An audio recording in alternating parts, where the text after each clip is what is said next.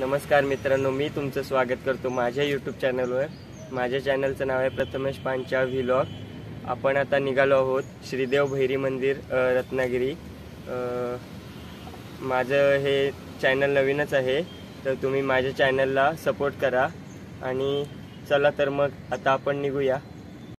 चला तर मित्रांनो, आपण आता निघालो आहोत मारुती मंदिरवरून श्रीदेव भैरी मंदिरला जायला। चला तर निघूया। ही आपली आता गाडी आहे इथे पार्क केलेली। आता आपण निघूया। मी आपला मित्र आहे साहिल द ब्लॉग। नमस्कार मित्रांनो, माझं नाव साहिल कांबळे। माझं पण एक चॅनल आहे यूट्यूबला, साहिल कांबळे व्लॉग। तर आपण आज प्रथमेश पांचाळचं शूट करायला निघालो आहे। चॅनलवरती नवीनच आहे, मित्राला सपोर्ट करा। चला निघूया।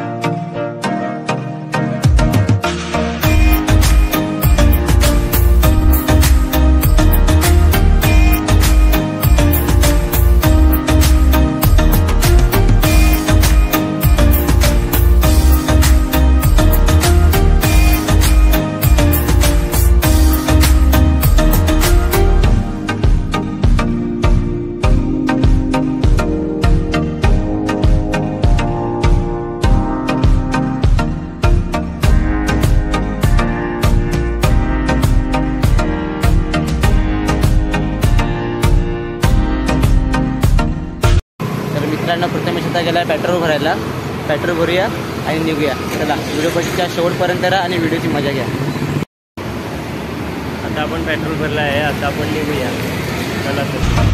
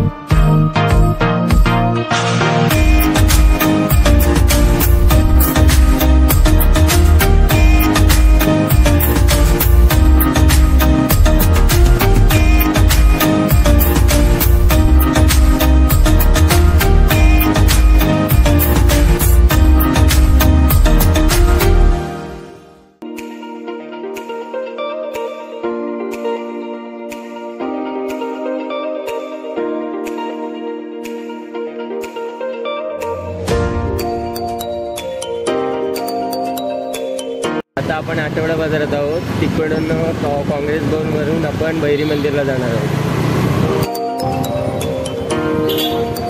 हे प्रमोद महाजन क्रीडा संकुल आहे। इथे विविध खेळ व स्पर्धा होतात।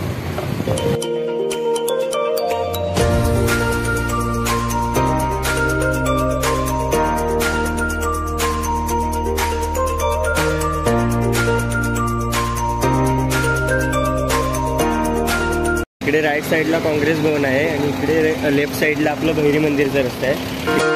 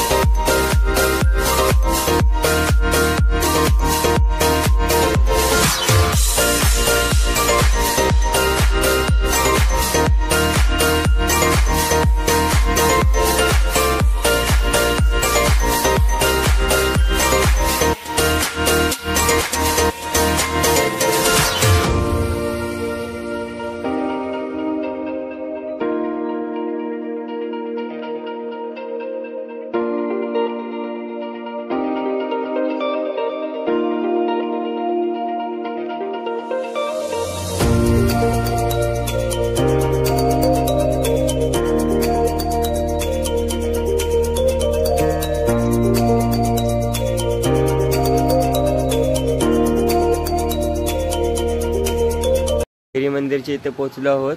चला आत जाऊन आपण दर्शन घेऊया.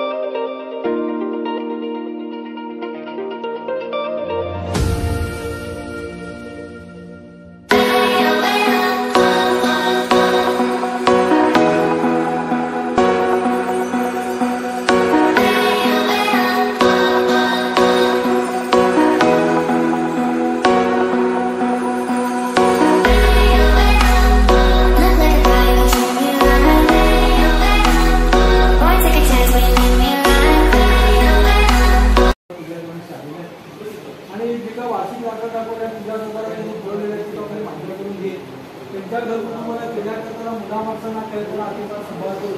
जो आपला उद्योग व्यवसाय करतात त्या उद्योग व्यवसायाला केल्या करताना त्यांना सुखाचा मार्ग त्या ठिकाणी मिळाला पाहिजे. काही त्यांचं मला घराची कोणाची नजर कोणाची वाईट उद्देश तेवढी बाजूला करून या वर्षापासून पुढच्या वर्षाप्रमाणे राखण्याला लागतो. आता जे ऐकलं ते त्याला गारण असं म्हणतात. वर्षातून एकदा आपण राखण देतो त्याच्याबद्दल ते भैरी देवापुढे गारण म्हटलं जातं. वर्षभराची देखभाल भैरीबुवा सतत करतच असतो. त्याच्यामुळे ते आता गारण ऐकलं तुम्ही. नमस्कार, मी अभिजित उर्फ मनोज गुलाम. आज रत्नागिरीच्या कालभैरव मंदिरामध्ये आपण आहात आणि रत्नागिरीचं ग्रामदैवत हे आपलं स्वयंभू स्थान आहे. आज रत्नागिरीच्या ग्रामदैवत हे अखंड महाराष्ट्रामध्ये ओळखलं जाणारं अष्टभैरवापैकी कालभैरव आहे. रत्नागिरीकरांचं हे आराध्य दैवत म्हणून ओळखलं जातं. हे रत्नागिरीतलं ग्रामदैवत ह्याचा जो काही शिमगा उत्सव हा मोठा जल्लोषाने उत्साहाने साजरा केला जातो. इतरही सण ह्या धार्मिक सण यामध्ये होत असतात. आता येणारा जो काही श्रावण महिना आहे या श्रावण महिन्यामध्ये आज शंकराचं स्थान इथे आहे. शंकराच्या स्थानाचा तृणबिंदुकेश्वराचा हा अखंड महाराष्ट्रामधला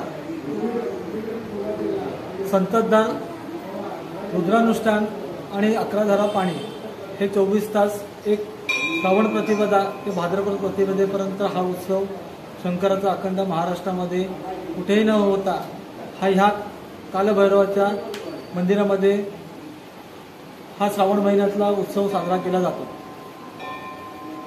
आज ह्या श्रावण महिन्यातली जे आता कालभैरव मंदिरामध्ये तुम्ही आहात आणि ह्या कालभैरव मंदिरामध्ये आज वर्षाची जी काय राखण वगैरे आज ह्या मंदिरामध्ये आलेली येत जात असते. अखंड सगळं रत्नागिरीकरांचं हे श्रद्धास्थान आहे. कुठलाही अधिकारी आले कुठलेही आले तरी ह्याला नतमस्तक होऊनच हा रत्नागिरीचा पदभार सांभाळतात. अशी ह्या थोडक्यात रत्नागिरीतल्या ग्रामदेवतेची ही महिमा आहे. आता आपण मंदिराच्या आजूबाजूचा परिसर पाहणार आहोत. चला तर बघूया.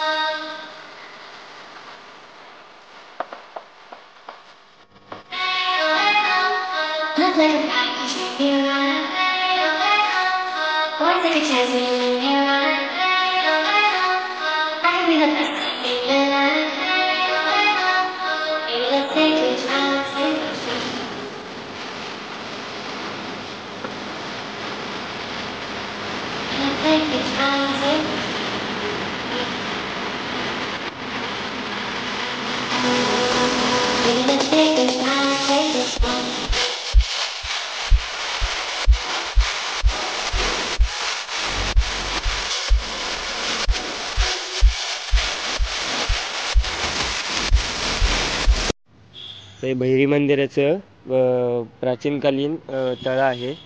तुम्ही पाहू शकता आता ते पूर्णपणे भरलेलं आहे.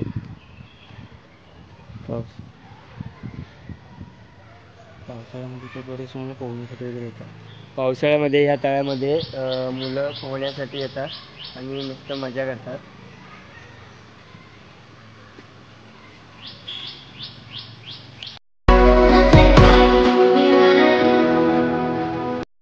तर मित्रांनो, आजचा व्हिडिओ तुम्हाला कसा वाटला?